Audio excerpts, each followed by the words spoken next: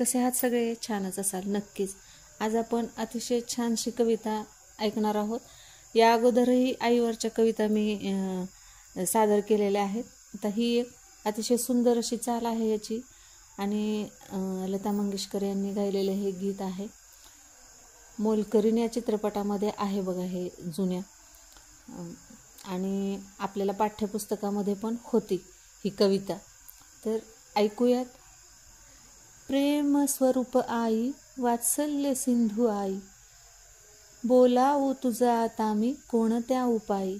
प्रेम स्वरूप आई, वात्सल्य सिंधू आई, बोलावू तुझ आता मी कोणत्या उपायी. नाही जगात झाली आबाळ या जीवाची, नाही जगात झाली आबाळ या जीवाची, तुझी उणीव चित्ती आई तरीही जाची, तुझी उणीव चित्ती आई तरीही जाची. चित्ती तुझी स्मरेना काहीच रूपरेखा, चित्ती तुझी स्मरेना काहीच रूपरेखा, आई म्हणून सोडी न जीव हे का. ही भूक पोरक्याची होईन शांत आई, ही भूक पोरक्याची होईन शांत आई, पाहून या दुजांचे वात्सल्य लोच नाही, पाहून या दुजांचे वात्सल्य लोच नाही. वाटे इथून जावे तुझ्या पुढे निजावे. अतिशय सुंदर अशी ही कल्पना बघा. कल्पना म्हणण्यापेक्षा हे वास्तव आहे, कारण प्रत्येकाला वाटतं आईच्या कुशीत झोपावं म्हणून. वाटे इथून जावे तुझ्या पुढे निजावे, नेत्री तुझ्या हसावे, चित्ती तुझ्या ठसावे, वक्षी तुझ्या परी हे केव्हा स्थिरेल डोके, वक्षी तुझ्या परी हे केव्हा स्थिरेल डोके, म्हणजे मी तुझ्या छातीवर डोकं ठेवून कधी झोपेल.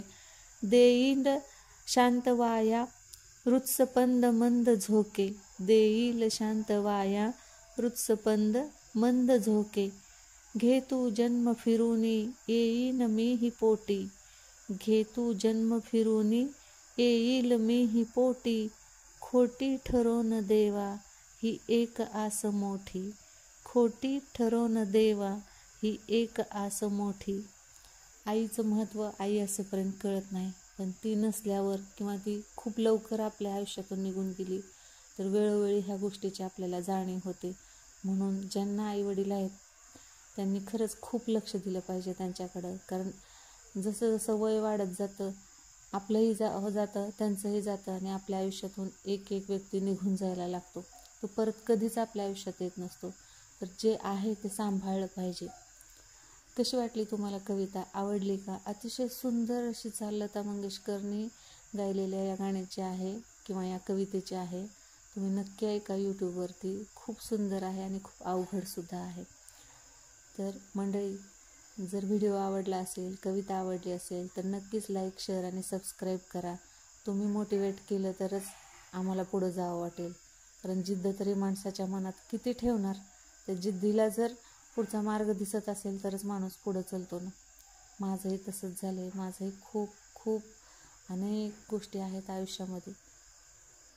असो, भेटूया परत.